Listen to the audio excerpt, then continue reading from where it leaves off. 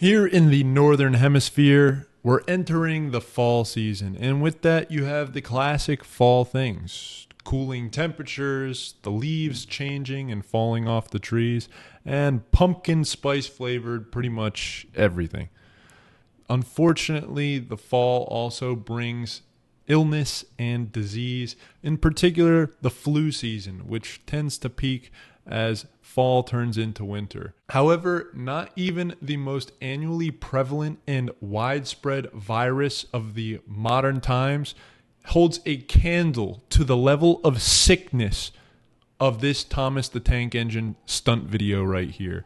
If you haven't already, make sure to schedule an appointment with your doctor or the nearest pharmacy, CVS, Walgreens, whatever you want, because you need to get your vaccinations up to date because you can't handle this level of sickness that Thomas is dropping here. Look at this flawless execution of just supremely advanced maneuvers going on here. The power, the speed, the athleticism.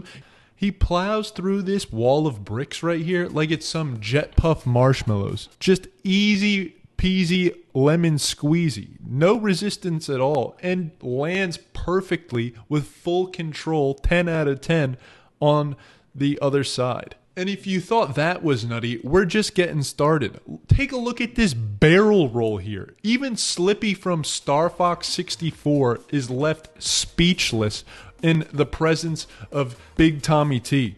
And love him or hate him, this right here is why Thomas is the undisputed GOAT. This is why he's so highly revered in the tank engine community. It's because he's not in it for his own ego. He's not in it for selfish reasons. No, he's just doing what he loves to do.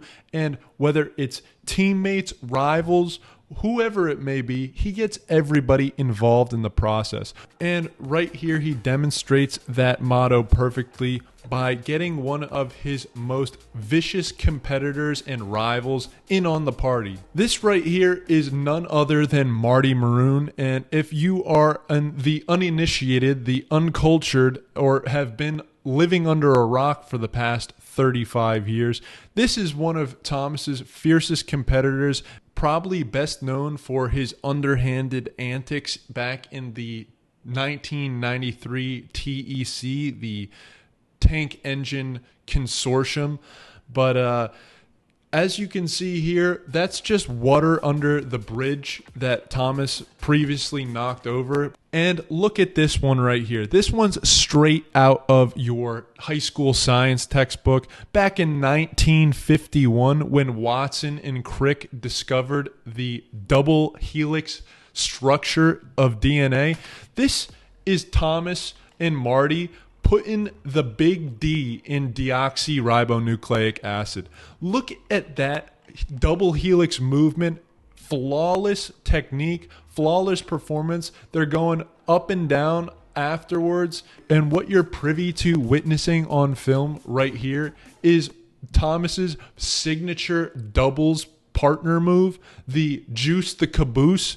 Look at the level of chemistry that these two have despite being such fierce rivals during their heyday. It's almost like they're held together by magnets. That's the level of chemistry that they've got going on as they perform this extremely dangerous and high stakes bridge collapse maneuver. And I would expect nothing less from this trailblazer of a tank engine. And as you can see here, Marty just does not have that level of stamina. He doesn't have that gas in the tank, or should I say the coal in the coal room, to hang with the best. And he's got to tap out and he's got to recharge the batteries. He's going to take a break. But Thomas, he's got incredible cardio and he just keeps on going, keeps on pushing the limits. We got a loop-de-loop, and blink and you'll miss it, but this right here is the absolutely iconic 14 salto de tren, which is world-renowned and possibly one of the most death-defying and dangerous stunts in all of tank engine history. A flawless leap over 14 different boxcars, capping things off with another barrel roll to shut Slippy up for good, and then casually, just casually sliding right next door to finish off the performance.